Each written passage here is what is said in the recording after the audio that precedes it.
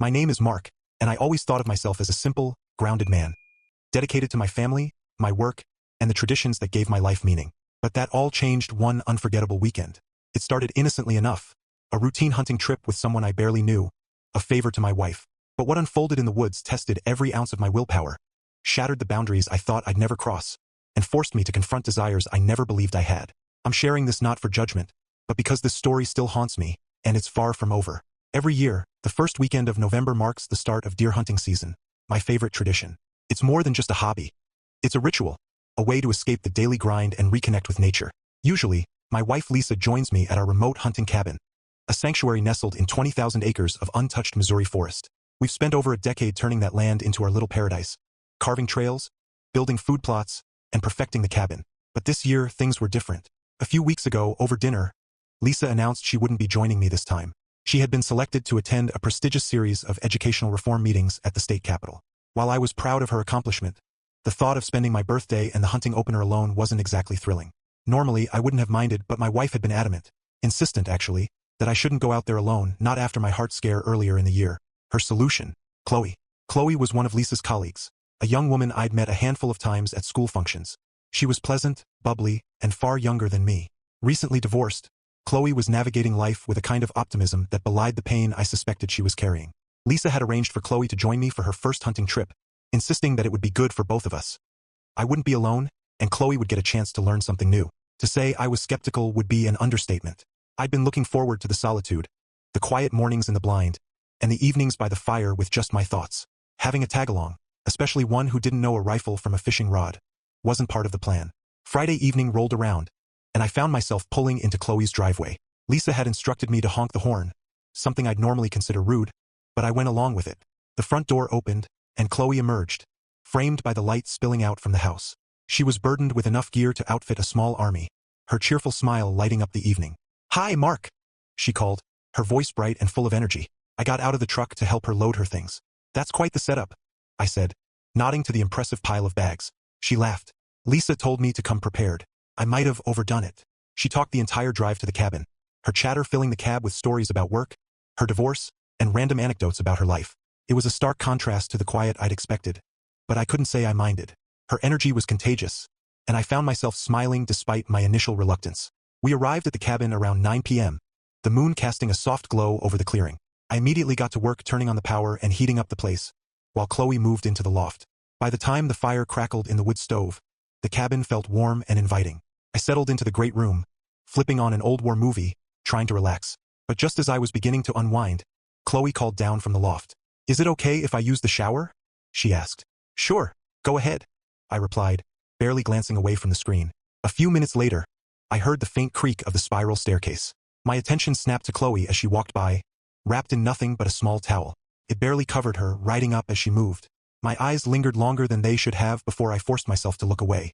This was going to be an interesting weekend. As I sat in the great room, trying to focus on the war movie playing on the small TV, I couldn't shake the image of Chloe descending the stairs in that tiny towel. The way the dim cabin light caught her damp hair, the way her bare shoulders gleamed. It was an image I had no business holding on to, yet it lingered. I scolded myself, shaking my head to clear my thoughts. Chloe was Lisa's colleague, a friend even, and this trip was about teaching her how to hunt, nothing more.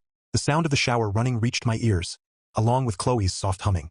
It was innocent, cheerful even, but it tugged at something in me that I wasn't proud of. I tried to focus on the movie, leaning forward in my chair as the climactic battle scene unfolded on the screen. But my mind wandered. Chloe, just on the other side of the bathroom door, her voice carrying through the thin walls. My chest tightened, and I clenched my fists, willing myself to ignore the thoughts creeping in. After what felt like an eternity, the water stopped. The sound of humming was replaced by the soft rustling of a towel, the faint creak of the floorboards as Chloe moved about the bathroom. I kept my eyes glued to the TV, forcing myself not to imagine what she looked like on the other side of that door. The movie ended, and I grabbed the remote, flipping through the channels in search of a distraction. When Chloe finally emerged, her damp hair wrapped in a second towel, she looked refreshed, her cheeks glowing from the heat of the shower. She smiled as she descended the staircase, now dressed in a pair of navy blue shorts and a cropped white top that left little to the imagination. The shirt rode up slightly as she moved, revealing a hint of her toned stomach. "You all set for tomorrow?" I asked, doing my best to sound casual. "Yep," she said cheerfully, holding up an empty jar of peanut butter. "Just need this for later." I raised an eyebrow, confused, but decided not to ask. She plopped down on the sofa next to me, setting the jar on the coffee table. The faint scent of her shampoo wafted over, a mix of something floral and sweet. I shifted uncomfortably, suddenly feeling the smallness of the space between us. "Thanks for letting me tag along this weekend," she said, turning to face me. Her eyes sparkled, genuine and warm. "Lisa really talked up this whole hunting experience, so I'm excited to see what it's all about." "Of course," I replied, forcing a smile. "It's a great spot, quiet, lots of wildlife. You'll enjoy it." She leaned back, tucking her legs under her, and the movement drew my eyes to the curve of her thighs. I quickly looked away, cursing myself silently. This was going to be harder than I thought. For the next hour, we chatted about hunting basics. I walked her through the plan for the morning, the gear she'd need, and how to stay patient in the blind. She listened intently, nodding along and asking thoughtful questions. But every so often, her gaze would linger on me, her lips curling into a subtle smile that I couldn't quite decipher. It wasn't flirtatious, exactly, but it wasn't just friendly either. As the fire crackled in the wood stove, Chloe stretched, her arms reaching over her head. The movement caused her top to ride up further, revealing the faintest line of her lower back. I swallowed hard, trying to keep my focus on the conversation, but my resolve was wearing thin. Eventually, she stood, picking up the jar and heading toward the loft. "Well, I'm going to call it a night," she said, pausing at the base of the stairs. "Thanks again, Mark. This weekend's already been great." "Good night," I managed, watching her ascend the spiral staircase. My gaze followed her until she disappeared into the loft, the sound of her footsteps fading. Alone again, I leaned back on the couch and let out a long breath, the tension in my chest refusing to ease. I had a sinking feeling that this weekend was about to become far more complicated than I'd anticipated. I woke up the next morning to the sound of my alarm buzzing relentlessly. It was still dark outside, and the cabin felt colder than I'd expected. I climbed out of bed, shivering slightly as my feet hit the hardwood floor. My mind was still clouded from a restless sleep. Images of Chloe descending the stairs last night, her carefree demeanor, her bright smile, they'd all lingered longer than they should have. Shaking my head, I told myself to focus. Today was about hunting, nothing more. I dressed quickly in lightweight thermal gear, followed by my usual camouflage hunting attire. By the time I stepped out of my room, the faint smell of coffee brewing in the kitchen greeted me. Chloe was already awake, or so I thought. I called up to the loft to make sure. "Chloe, time to get moving," I said, my voice cutting through the morning stillness. Her groggy response came moments later. "Okay. Give me a minute." I busied myself with preparing breakfast, bacon and eggs sizzling in the pan. I wasn't much of a cook, but I'd perfected a few simple meals over the years. As the smell of food filled the cabin, I heard her footsteps on the spiral staircase. When I turned to greet her, my breath caught in my throat. Chloe was descending the stairs completely unclothed, her steps slow and casual, as if it were the most natural thing in the world. Her damp hair framed her face, and her skin glowed in the soft light filtering through the cabin's windows. I quickly looked away, my face flushing with embarrassment. "Good morning," she said, her voice light and carefree, as if nothing was out of the ordinary. "Morning," I muttered, focusing intently on the bacon. You might want to put something on. It's cold outside." She laughed softly, the sound teasing in its tone. "Oh, come on, Mark. Don't act so shy. It's just skin." I clenched the spatula in my hand, unsure how to respond. My pulse quickened as she walked past me to grab a jar of peanut butter from the fridge. She leaned slightly over the counter, her back to me, completely unbothered by her state of undress. I tried to keep my eyes on the stove, but the temptation to glance over was maddening. "Seriously, though," I said, trying to keep my voice steady. "We're heading out soon. You'll freeze out there." She turned, finally making her way back upstairs. Fine. I'll get dressed," she said, tossing me a grin over her shoulder. "Don't worry. I'll be ready." I let out a breath I hadn't realized I was holding, shaking my head as I focused on plating the food. By the time she came back down, she was fully dressed in her hunting gear, looking as though the earlier scene hadn't even happened. She grabbed her plate and joined me at the table, chatting excitedly about the day ahead. But the tension between us was palpable, at least to me. Every laugh, every smile she gave me seemed to carry an undercurrent of something unspoken. I couldn't decide if she was testing me or if this was just who she was, carefree and uninhibited. Either way, it was becoming harder to ignore.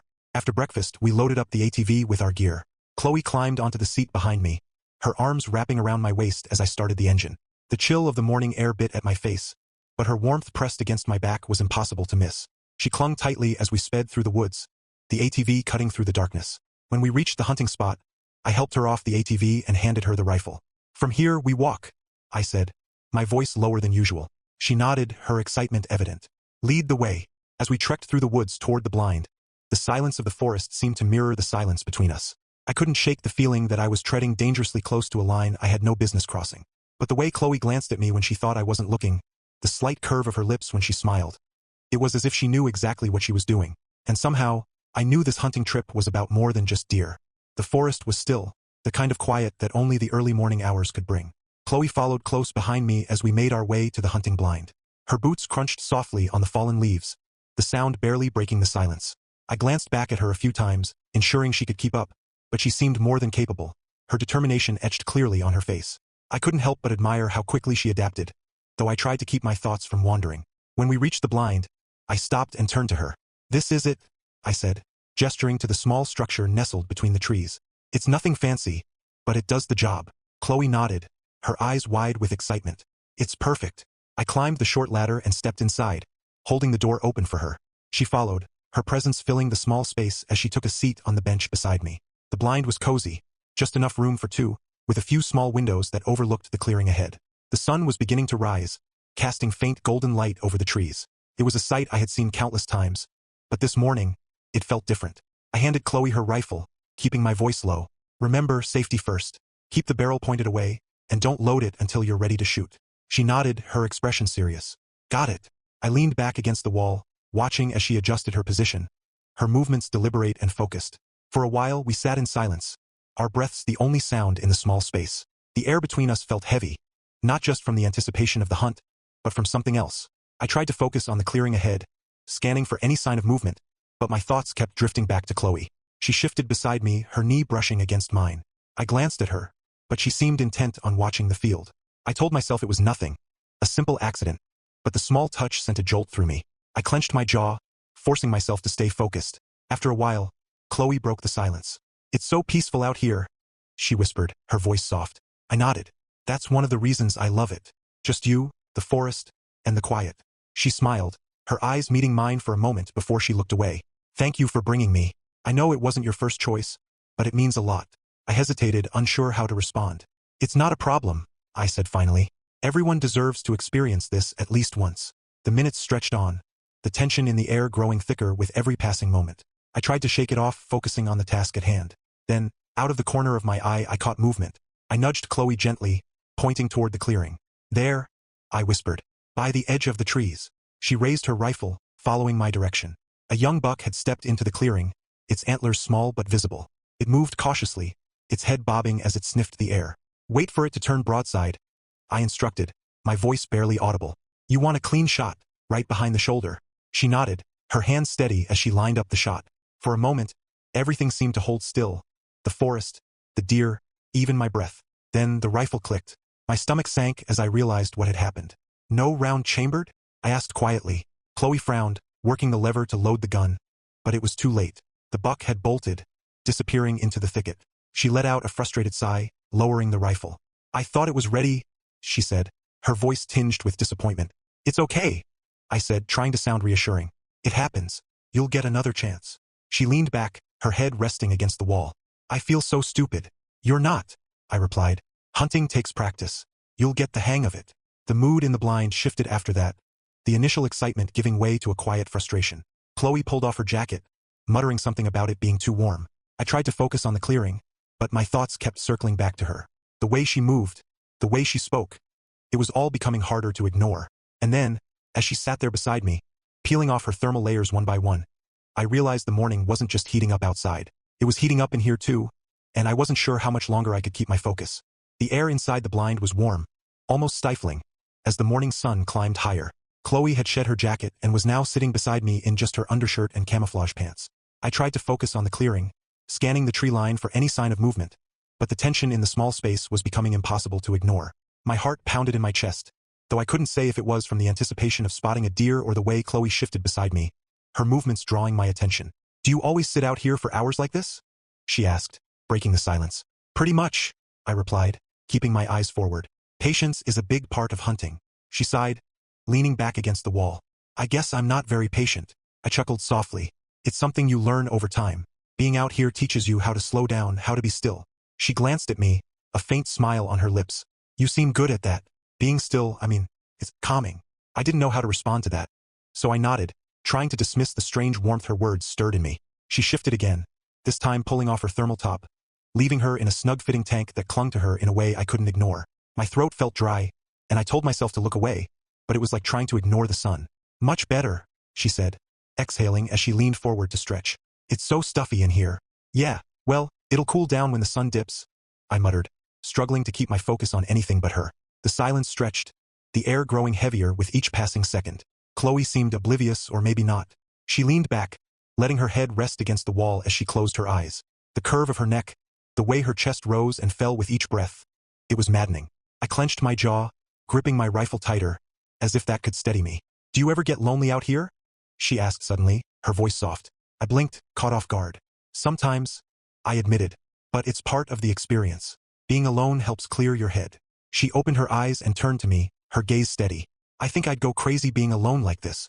It's not for everyone, I said with a shrug. She was quiet for a moment, her eyes lingering on me in a way that made my pulse quicken. Then she smiled, a mischievous glint in her eyes. Well, at least you've got me for company this time. I let out a nervous laugh, unsure of where this was going. Yeah, I guess I do. Her smile widened, and she leaned in slightly, her voice dropping to a near whisper. You don't mind, do you? My throat tightened, and I shook my head. No, of course not. The space between us felt smaller than ever, the tension almost unbearable. She reached out, her fingers brushing against my arm. It was a light touch, but it sent a jolt through me. I turned to her, ready to say something, anything to break the moment, but the words caught in my throat. Thanks for bringing me out here, she said, her voice soft. I know it's not the same without your wife, but I'm glad to be here with you. I swallowed hard, nodding. It's no problem. I'm glad you're here too. The words felt heavier than they should have, laden with meaning I couldn't quite unpack. Chloe smiled again, her gaze lingering on mine before she turned back to the clearing.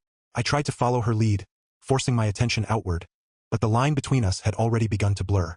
The boundary that I'd sworn to maintain was slipping, and I wasn't sure I had the strength to stop it.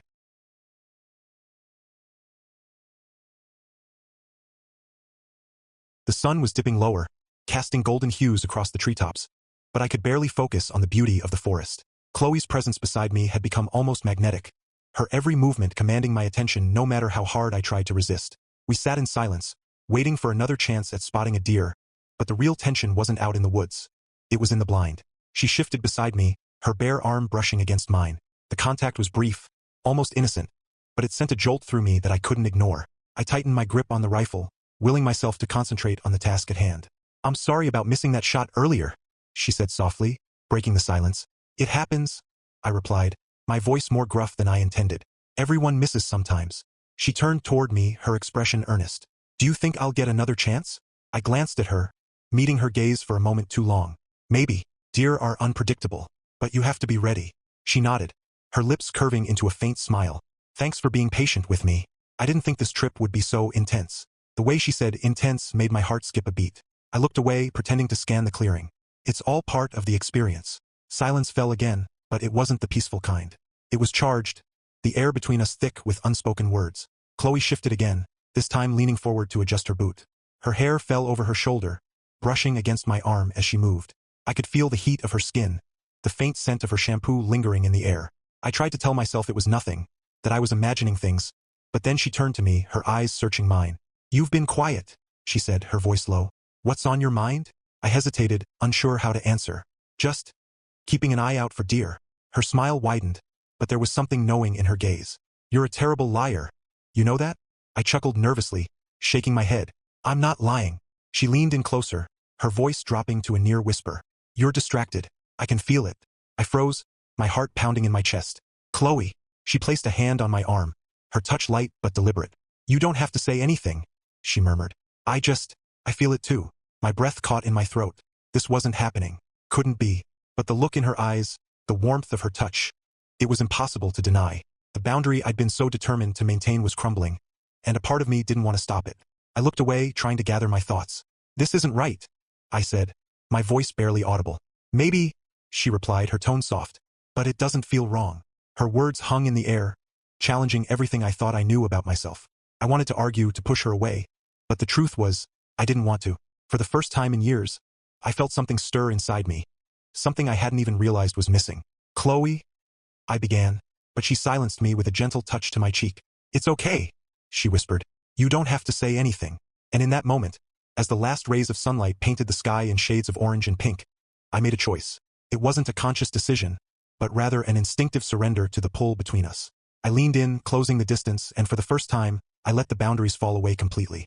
The moment her lips met mine, The world outside the blind ceased to exist. The cold, the quiet woods, even the promise of deer. All of it faded into the background. Her kiss was hesitant at first, testing, like she was waiting for me to stop her. But I couldn't. Instead, I found myself leaning into it, my hands instinctively moving to her arms, then her back, pulling her closer. For a split second, guilt surged through me like a flash flood. My wife's face flickered in my mind, her trust, her unwavering belief in me. But then Chloe sighed softly against my lips, her fingers grazing the back of my neck, and all rational thought dissolved into the warmth of the moment. "This is wrong," I whispered, breaking the kiss but keeping her close.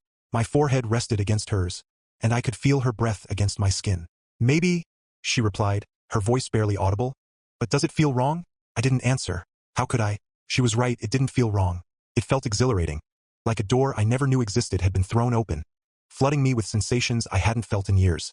A part of me wanted to slam that door shut, to run back to the safety of my carefully built life, but another part of me, the part that hadn't felt alive in far too long, wanted to see what lay on the other side. She pulled back slightly, her gaze searching mine. "If you want me to stop, tell me now," she said, her tone serious. "But if you don't," she trailed off, leaving the choice in my hands. I stared at her, my heart pounding so loudly I was sure she could hear it. Her eyes held no malice, no manipulation, just an unspoken vulnerability that mirrored my own. It was a moment suspended in time, and I knew that whatever I chose, there would be no going back. "I don't want you to stop," I heard myself say, my voice barely more than a whisper. Her lips curved into a soft smile, and she leaned in again, her hands sliding up to cradle my face.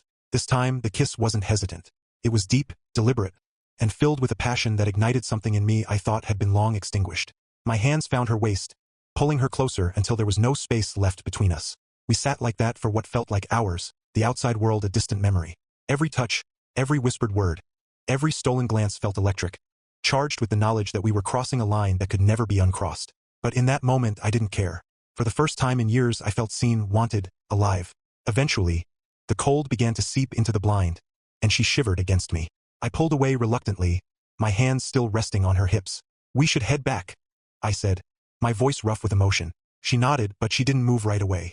Instead, she rested her head against my shoulder, her arms wrapping around me in a way that felt both comforting and possessive. "I don't want this to end," she murmured. "It doesn't have to," I replied, the words slipping out before I could stop them. The weight of their meaning settled over me, but I didn't regret them. Not yet.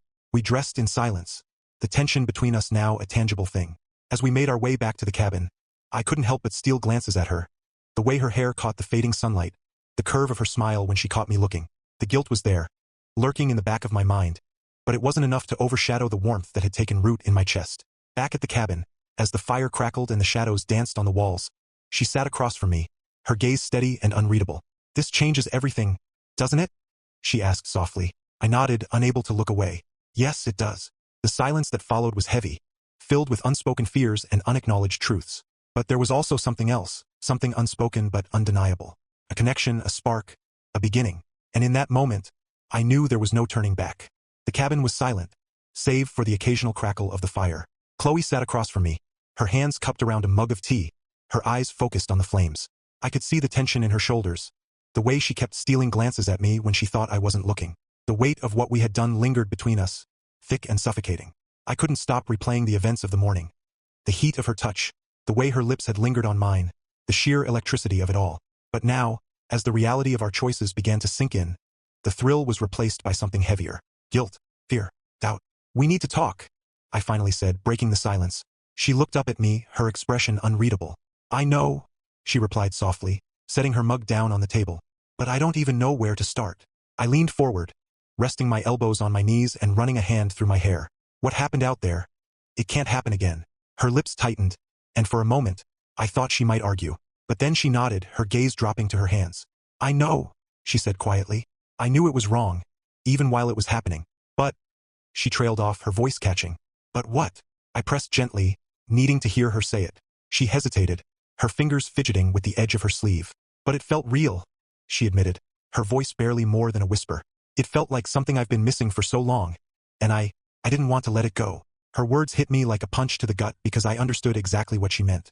For years, I had buried myself in routines, responsibilities, and obligations, ignoring the growing void inside me. And in those stolen moments with Chloe, that void had been filled. Temporarily, perhaps, but filled nonetheless. "It felt real to me too," I admitted, my voice low. But that doesn't make it right. We've both crossed a line, Chloe. A line we can't uncross. She looked up at me then, her eyes shining with unshed tears. Do you regret it? She asked, her voice trembling. I hesitated, the question cutting deeper than I expected. Did I regret it? Yes, I regretted the betrayal, the dishonesty, the pain this would undoubtedly cause if it ever came to light. But the moment itself? The connection I had felt with her? That was harder to answer. I regret the circumstances, I said carefully. I regret what this means for my marriage, for your relationship with my wife. But I can't sit here and tell you that I regret feeling alive for the first time in years. Her tears spilled over, and she quickly wiped them away, her lips pressing into a thin line. I didn't mean to make things harder for you, she said. I thought this trip would just be about hunting, about learning something new. I didn't expect. She stopped herself, shaking her head. Neither did I said, my voice heavy. But now we're here, and we have to figure out how to move forward. Because if this gets out. I trailed off, unable to finish the sentence. The thought of my wife finding out, of the fallout that would follow, was too much to bear. Chloe nodded, her expression somber. I'll keep it to myself, she promised. No one has to know. And it stays that way, I said firmly. No slip-ups, no second chances. This ends here. She swallowed hard, nodding again. I understand. For a while, neither of us spoke. The fire crackled, the logs shifting slightly as the flames consumed them.